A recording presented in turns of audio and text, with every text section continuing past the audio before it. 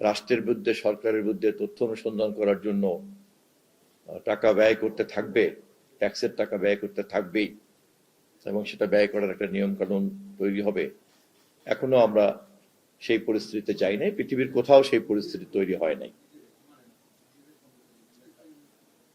যে সমস্ত শিল্পপতিরা মিডিয়া ইন্ডাস্ট্রিতে বিনিয়োগ করতে চান, তারা স্বাভাবিকভাবে মুনাফার জন্যই তো বিনিয়োগ করবেন, এবং যে সমস্ত বিজ্ঞাপনদাতারা গণমাধ্যমের উপরে ভর করে তাদের পণ্যের প্রচার করবেন, তারাও চাইবেন তাদের মতো করেই পণ্যের প্রচার বক্তব্যটা প্রকাশিত হোক, ছড়িয়ে পড়ুক।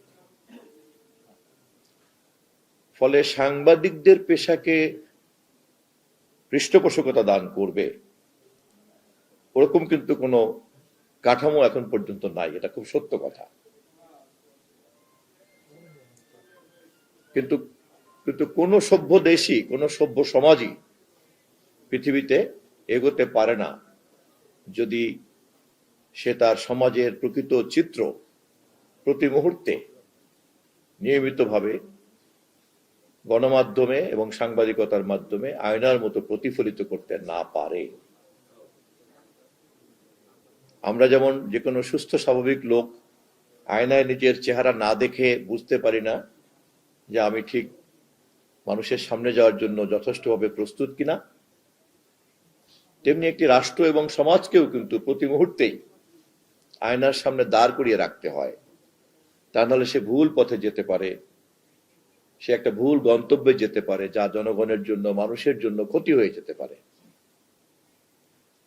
এবং এই কাজটা করার দায়িত্বই হচ্ছে সাংবাদিকতার মূল লক্ষ্য। এবং যে সমস্ত ব্যক্তিবর্গরা জেনে শুনে এই ধরনের একটা মহৎ পেশার মধ্যে যুক্ত হয়েছেন, যুক্ত হচ্ছেন, যুক্ত হবেন, আমি গভীরভাবে তাদের প্রতি শ্রদ্ধা জানাই। কারণ এই পেশাতে বিত্তবান হওয়ার কোনোই সম্ভাবনা নাই, কিন্তু এই পেশাতে নিজের বিবেক এবং মেধা চর্চা করার অনেক বড় একটা সুযোগ আছে। এবং তাদের এই ব্যক্তিত্ব, মেধা, দেশপ্রেম, মানবপ্রেম চর্চা করার এই পেশাকে গ্রহণ করতে পেরে তারা নিজেরা যে সুখের অনুভূতি পান, ওটাই তাদের বড় পুরস্কার। কিন্তু সাংবাদিকতার পেশাকে যদি একটি রাষ্ট্র বা সমাজ আমরা টিকিয়ে না রাখতে পারি, তাহলে সমাজ এবং রাষ্ট্রকে প্রতি মুহূর্তে আয়নার সামনে দাঁড় করিয়ে রাখতে আমরা ব্যর্থ হয়ে যাব। অতএব রাষ্ট্রের প্রয়োজনেই, সমাজের প্রয়োজনেই, দেশের প্রয়োজনেই, মানুষের প্রয়োজনেই দায়িত্বশীল সাংবাদিকতাকে সবসময় জীবন্ত রাখতে হবে, সজাগ রাখতে হবে, আয়নার মতো কাজ করবে, যা সারাক্ষণ সমাজকে দেখা যাবে, রাষ্ট্রকে দেখা যাবে। এবং যখন যখন চেহারার মধ্যে, সমাজের চেহারায়, রাষ্ট্রের চেহারায় যে সমস্ত ভুল ত্রুটি ধরা পড়বে, তখন তখন আবার এটাকে ঠিক করে নেওয়া হবে। আমরা যেমন করে এলোমেলো চুলকে আশ্রয় নেই, জামার বোতাম ঠিক থাকলে ঠিক করে নেই, আমাদের গায়ের জামাতে দাগ পড়লে সেটাকে চেঞ্জ করে ফেলি, যা আমাকে আয়না বলে দেয় যে আমার মধ্যে কি কি পরিবর্তন আনা দরকার। তেমনি গণমাধ্যম এবং সাংবাদিকতাও রাষ্ট্র এবং সমাজে এই আয়নার দায়িত্ব পালন করে, যা প্রতি মুহূর্তে সমাজকে প্রতিফলিত করে। অতএব এই পেশার অস্তিত্ব ছাড়া একটা সভ্য সমাজ চলতে পারে না। আপনারা নিশ্চয়ই অনেকে জানেন যে টমাস জেফারসন মার্কিন যুক্তরাষ্ট্রের একজন জনক, ফাউন্ডিং ফাদার্সদের একজন, তিনি বলেছেন যে আমাকে যদি বলা হয় যে সাংবাদিকতাবিহীন একটা রাষ্ট্র, আর যদি একটা বিকল্প, আর একটা বিকল্প হচ্ছে রাষ্ট্রবিহীন সাংবাদিকতা, তুমি কোনটাকে গ্রহণ করবা? তিনি বলেছেন আমি রাষ্ট্রবিহীন সাংবাদিকতাকে গ্রহণ করব। রাষ্ট্র না থাকলেও চলবে, কিন্তু সাংবাদিকতা আমার লাগবে, তথ্য আমার লাগবেই, সত্য আমার জানতেই হবে। এটা প্রতীকী অর্থে বলা হয়েছে, কিন্তু আসলে আমাদের যেটা দরকার যে সেই রাষ্ট্র, সেই সমাজ যে প্রকৃত অর্থেই প্রতি মুহূর্তেই তথ্যের এই সত্যের প্রবাহটাকে বহাল রাখবে। অতএব কথা খুব প্রমাণিত। এটা অনেক পুরনো আলোচনা, আমি আর নতুন করে করে আপনাদেরকে বিরক্ত করতে চাই না। এখনকার আলোচনা কিন্তু আরো অন্য, নতুন। সেই আলোচনাটি হচ্ছে যে কলম এবং লেখার ক্ষমতাই কি এখন সাংবাদিকতার একমাত্র উপাদান? একসময় তো ছিল এটা, কিন্তু এখন তার সঙ্গে যুক্ত হয়েছে প্রযুক্তি, এখন তার সঙ্গে যুক্ত হয়েছে প্রযুক্তির জ্ঞান, এখন তার সঙ্গে যুক্ত হয়েছে প্রযুক্তির বহুমাত্রিক ব্যবহার। এবং সে কারণে জার্নালিজম কিন্তু এখন হয়ে গেছে data journalism, video journalism, audio journalism, নানান রকম জার্নালিজমও কিন্তু বিভক্ত হয়েছে। এবং পত্রিকার পাতা থেকে চোখ অথবা টেলিভিশন থেকে আমাদের চোখ কিন্তু এখন আমাদের হাতের ডিভাইসে চলে গিয়েছে। এবং ডিভাইসের যে over the top platform OTT হয়ে গেছে এখন সবচেয়ে বেশি ব্যবহৃত একটা প্ল্যাটফর্ম। ইন্টারনেটের আগের পৃথিবী আর ইন্টারনেটের পরের পৃথিবীর এই যে গুণগত পার্থক্য, এই পার্থক্যের সঙ্গে তাল মিলিয়েই কিন্তু সাংবাদিকতার পেশাকেও রূপান্তরিত হতে হবে, পরিবর্তিত হতে হবে। এবং এই রূপান্তরের গতির সঙ্গে যদি তাল মিলাতে না পারে, তাহলে সঙ্গত কারণে সেই সাংবাদিকতা পিছিয়ে পড়বে। এরপরে আবার এর সঙ্গে এখন যুক্ত হয়েছে কৃত্রিম বুদ্ধিমত্তা, আর্টিফিশিয়াল ইন্টেলিজেন্স। অনেক কিছু এখন আর নিজে লিখতেই হয় না, ওকে বললে ওই লিখে দেয়। অনেক তথ্য নিজের জোগাড়ই করতে হয় না। বহু বুদ্ধিমান লোক দেখতে শুনতে খুব বুদ্ধিমান মনে হয়, আসলে কিছুই না, গোপনে গোপনে সে এআই ব্যবহার করে সে আপনাকে চটপট উত্তর দিচ্ছে। যে ব্যবহার করতে জানে না সে বোকা, যে ব্যবহার করতে জানে সে খুব বুদ্ধিমান। অথচ ব্যাপারটা হয়তো উল্টা, যে ব্যবহার করতে জানে না সে হয়তো অনেক জ্ঞানের মালিক, যে ব্যবহার করতে জানে সে হয়তো কম জ্ঞানের মালিক। কিন্তু এই বুদ্ধিমত্তা অথবা এই ধূর্ততার কারণেই কিন্তু একটা ভিন্ন রকম চেহারা আমাদের সামনে হাজির হয়। আর্টিফিশিয়াল ইন্টেলিজেন্স এই পরিমাণ ক্ষমতা নিয়ে আমাদের ইকোসিস্টেমের মধ্যে প্রবেশ করে বসে আছে। অতএব সাংবাদিকদের কল্যাণ নিয়ে যখন আপনারা কথা বলবেন, তখন কয় টাকার অনুদান দিয়েছি আমরা দেই নাই, ওটা কিন্তু আলোচনার বিষয় নয়।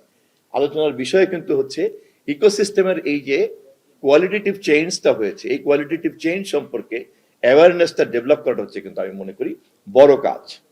আপনারা যারা সিনিয়র জার্নালিস্ট আছেন, আমি বিনীতভাবে আপনাদেরকে অনুরোধ করব যে আপনারা আপনাদের কারিকুলাম, আপনাদের আলোচনা, আপনাদের প্রেস ক্লাবের আড্ডা, আপনাদের পেশাগত পরিবেশের আলাপ আলোচনা, তার মধ্যে এই বিষয়গুলিকে খুব দ্রুত জায়গা দেওয়া উচিত। এটা খুবই দুঃখজনক যে সাংবাদিকতার মতো পেশাকে একটা কাঠামোবদ্ধ করতে না পারার কারণে আমাদের সামনে আগে শুধু একটা চ্যালেঞ্জ ছিল, সেই চ্যালেঞ্জ হলো ফ্রিডম অফ প্রেস। এখন কিন্তু তার চেয়ে বেশি বড় চ্যালেঞ্জ হয়ে গিয়েছে যে combating of misinformation and disinformation. মাননীয় প্রধানমন্ত্রী জনাব তারেক রহমানের সঙ্গে এ পর্যন্ত আমি যাদেরকে সাক্ষাৎ করতে নিয়ে গিয়েছি, বাংলাদেশের সমস্ত বিশিষ্ট সম্পাদক বৃন্দ, সাংবাদিক বৃন্দ, পত্রিকার মালিক বৃন্দ, তারা সবাই কিন্তু মাননীয় প্রধানমন্ত্রী তারেক রহমানকে তারা অভিনন্দন জানিয়েছেন যে এই প্রথম তারা রাষ্ট্রের পক্ষ থেকে, সরকারের পক্ষ থেকে কোনো ধরনের কোনো চাপ অনুভব করেননি এখন পর্যন্ত, এবং সে কারণে তারা তাকে ধন্যবাদ জানিয়েছেন। একই সঙ্গে একথা তো সত্য যে তারা চাপ অনুভব করেন নাই, কিন্তু তাদের জীবনমানের কি কোনো গুণগত পরিবর্তন ঘটেছে? সাংবাদিকদের পেশাগতভাবে কিন্তু নিরাপত্তার মাত্রাটা কি বেড়েছে? তাদের বেতনের নিশ্চয়তা কি বেড়েছে? তাদের পেশাগত পরিবেশ কি উন্নত হয়েছে? সাংবাদিকের সঙ্গে মালিকের যে সম্মানজনক সম্পর্ক থাকা দরকার তা কি হয়েছে? ওয়েস্ট বোর্ড মানা না মানার বিষয়ে সরকারের যে ভূমিকা রাখা দরকার, সরকার কি তা পেরেছে? অতএব এখন কিন্তু পক্ষ আর এটা না যে রাষ্ট্র অথবা রাষ্ট্রের গোয়েন্দা বাহিনী বনাম একজন মুক্ত সাংবাদিকতার সাহসী ব্যক্তি, এটাই কিন্তু এখন বিরোধ না। এখন কিন্তু তার চেয়ে অনেক বড় বিপদ হচ্ছে একজন পেশাদার, দায়িত্বশীল, মেধাবী, যোগ্য সাংবাদিক তিনি তার এই পেশায় সম্মান এবং মর্যাদার সঙ্গে তিনি টিকে থাকতে পারবেন কি পারবেন না। অবসরকালীন সময়ে অন্য একজন অবসরপ্রাপ্ত সিনিয়র নাগরিক, যোগ্য নাগরিক যেমন অবসর জীবন যাপন করেন, তিনিও তেমন একটা অবসর জীবন যাপনের নিশ্চয়তা পাবেন কি পাবেন না। অতএব সাংবাদিকদের কল্যাণ নিয়ে যে মত বিনিময় করতে আমরা এখানে বসেছি, আমি আপনাদের সকলের কাছে উদাত্ত আহ্বান জানাই, এই বিষয়গুলি সম্পর্কে আপনাদের সকলের কন্ট্রিবিউশন দরকার। থট প্রসেসে, চিন্তার মধ্যে আপনাদের সকলের কন্ট্রিবিউশন দরকার। বাংলাদেশ সরকারের মন্ত্রী হিসাবে আপনাদের সঙ্গে কথাবার্তা বলতে গিয়ে আমার দায়িত্ব পালন করতে আমার মতো একজন সাধারণ মানুষ যাতে আপনাদের যোগ্যতা দ্বারা সমৃদ্ধ হতে পারি, আপনাদের পরামর্শ দিয়ে আমি যেন আমাদের পথ চলার অন্যান্য পথ নকশাগুলিকে আমি যেন ঠিকঠাক করতে পারি, আপনাদের কাছে আমি এই সহযোগিতা চাচ্ছি। ইতিমধ্যে অনেক পরামর্শ পেয়েছি, সহযোগিতা পেয়েছি, অনেকের সঙ্গে মত বিনিময় চলছে, আমরা অনেকগুলি কাজে হাত দিয়েছি। সবচেয়ে বড় চ্যালেঞ্জটা হয়ে দাঁড়িয়েছে এখন যে তথ্যের প্রবাহ এত বেশি যে এই তথ্যের প্রবাহ থেকে আপনার বস্তুনিষ্ঠ তথ্যকে আলাদা করা এবং বস্তুনিষ্ঠতাবিহীন তথ্যকে ফিল্টারিং করা, এটা হয়ে গেছে সবচেয়ে বড় চ্যালেঞ্জ। এবং এই গণমাধ্যমকেও কিন্তু দুই ধরনের লোক প্রায় ব্যবহার করছেন, দুজনের হাতেই সাংবাদিকতার কার্ড আছে। একজন এই চ্যালেঞ্জটাকে গ্রহণ করছেন যে তথ্যের প্রবাহের মধ্যে বস্তুনিষ্ঠতা বাদে বাকিগুলি যাতে দূষিত না থাকে সেটাকে কিভাবে মোকাবেলা করা যায় সেই সাংবাদিকতা করছেন, আরেকজন যেটাকে দূষিত করার জন্য কিন্তু সাংবাদিকতা করছেন। ফলে সাংবাদিকদের মধ্যে অনেকেই কিন্তু আমাদেরকে এই কথা বলতে আসছেন যে সাংবাদিকতার পেশার একটা সংজ্ঞা নির্ধারণ করা দরকার। কোন সাংবাদিকতা ব্ল্যাকমেইলিং আর কোন সাংবাদিকতা আমাদের জন্য অনিবার্য লাগবেই, এটাকে ভাগাভাগি করে ফেলতে না পারলে রাষ্ট্র সমাজ সঠিকভাবে দায়িত্বশীল সাংবাদিকতাকে পৃষ্ঠপোষকতা করতে পারবে না। এই কাজটা রাষ্ট্র একা করতে পারবে না, সরকার একা করতে পারবে না। এই কাজটা করার জন্য যেহেতু এটা বিষয়টা আপনাদের, অতএব আপনাদের এই অংশীদারিত্ব লাগবে। আমি তথ্যমন্ত্রী হিসাবে ইতিমধ্যেই এই বিষয়ে সমস্ত স্টেক হোল্ডার্সদের সঙ্গে কথা বলছি, আলোচনা করছি, এবং আপনারা জেনে খুশি হবেন যে সকলেই সরকারকে সহযোগিতা করছেন। আমি মালিক পক্ষের সঙ্গে ওয়েস্ট বোর্ড নিয়ে কথা বলছি, সম্পাদকদের সঙ্গে সম্পাদক নীতিমালা নিয়ে কথা বলছি, সাংবাদিক ইউনিয়নের সঙ্গে এতক্ষণ যে স্বার্থগুলির কথা বললাম সেগুলিকে কিভাবে শান্তিপূর্ণ পন্থায় পরিকল্পিত আদায় করা যায় সেটা নিয়ে কথা বলছি। পত্রিকাগুলিতে যে সরকারি সুবিধা, বিজ্ঞাপন এবং ক্রয়পত্র বন্টন করা হয় সেই ক্ষেত্রে কোনো নীতিমালা নেই, আমরা সেক্ষেত্রে একটা নীতিমালা চর্চা করতে চাই। টেলিভিশন জার্নালিজমে টিআরপি, টেলিভিশন রেটিং পয়েন্ট, টিআরপির কোনো সায়েন্টিফিক মেথড নাই, মাত্র কয়েকটা সেট বক্স দিয়ে একটা ভুল মিথ্যা হিসাব চালিয়ে দেওয়া হচ্ছে। পত্রিকার ছাপার সংখ্যার ব্যাপারে একটা মিথ্যা তথ্য দেওয়া হচ্ছে এবং মন্ত্রী বাহাদুর তার ক্ষমতার বলে সেটার সঙ্গে কোনো না কোনো কারণে যুক্ত হয়ে পড়ছেন, আনুষ্ঠানিকভাবে মিথ্যা বলার দায়িত্ব নিচ্ছেন। যে পত্রিকা ছাপে 1 লাখ সেই পত্রিকাকে বলছে 10 লাখ, অথচ এইটাকে কিন্তু সত্য কথা বলেও কিন্তু যে উপকারটুকু সরকার করছে তা কিন্তু করা যায়, এটা কিন্তু মিথ্যা বলার দরকার নেই। আমরা এভাবে বিজ্ঞাপন, তারপরে আপনার মিডিয়া লিস্টিং, তারপরে ক্রয়পত্র বন্টন, তারপরে television rating point, news paper rating point, এই জায়গাগুলিতে পলিসি মেকিং এর জায়গাতে আমরা হাত দিতে শুরু করেছি। আমি বারবারই বলছি যে এটা এমন একটা নাজুক, সংবেদনশীল, অথচ এমন একটা জরুরি জায়গা যে এটাকে যদি আমরা একটা কাঠামোগতভাবে দাঁড় করতে না পারি তাহলে জাতিকে অনেক খেসারত দিতে হবে। এই কাজটার সঙ্গে আপনারা সাংবাদিকরাই মূলত জড়িত, এবং মালিক পক্ষ হয়তো জড়িত, বা অন্যান্য কিছু কর্মচারী কর্মকর্তারাও জড়িত আছেন। বাকিরা কিন্তু হচ্ছে সাধারণ মানুষ, তারা কিন্তু এই যে কাজগুলি করতে গিয়ে আমাদের সরকার, মাননীয় প্রধানমন্ত্রী বা তথ্যমন্ত্রী হিসেবে আমাকে যে ভালো মন্দর মধ্যে পড়তে হবে, এটা কিন্তু সুফলটা জাতি পাবে হলো খুব সফট প্রসেসে, ঠিক ওরকম কিন্তু দৃশ্যমান হবে না। এটা কিন্তু আপনার কি বলে একটা বিশাল বিল্ডিং করার মতো না যে দৃশ্যমান হয়ে যাবে। একটা সাংবাদিকতা জগতে, গণমাধ্যম জগতের গুণগত এই পরিবর্তনটার সুফল কিন্তু জাতি পাবে শত শত বছর। অতএব এই সুফলটা যাতে পায় তার জন্য এই কাঠামোটা তৈরি করতে হবে। এটা খুব দেখতে ছোট কিন্তু এর প্রভাব অনেক দীর্ঘমেয়াদী। কিন্তু এটা করতে গিয়ে দীর্ঘদিনের অগোছালো এই গণমাধ্যমে নানান রকম চ্যালেঞ্জের মধ্যে পড়তে হবে। যদি কেউ ব্ল্যাকমেলিং এর উদ্দেশ্য নিয়ে এই জগতে পা রেখে থাকেন তিনি নিশ্চয়ই এই নীতিগত কাঠামোটার গঠন প্রক্রিয়ার সঙ্গে একমত পোষণ করবেন না। যিনি কেবলমাত্র সরকারের কাছ থেকে বিজ্ঞাপন আদায় করার জন্য কোন না কোনটা লাইসেন্স জোগাড় করে বসে আছেন তিনি নিশ্চয়ই এটা পছন্দ করবেন না। আবার যেই পত্রিকা প্রকৃত অর্থেই পাঠকদের কাছে জনপ্রিয় তাকে পৃষ্ঠপোষকতা না করলে বা পাঠকদের সঙ্গে তার কাছে হাত না দিলে তাহলে এটা তো শেষ পর্যন্ত পাঠকদের ব্যাপার হবে না, এটা তো শুধুমাত্র একজন অসৎ মালিক অথবা একজন অসৎ সাংবাদিক আর একজন অসৎ তথ্যমন্ত্রী একে অপরের পিঠ চুলকাবে। আমার পিঠটা তুমি চুলকে দাও, তোমার পিঠটা আমি চুলকে দিই। এটা তো তথ্য মন্ত্রণালয়ের কাজ হতে পারে না।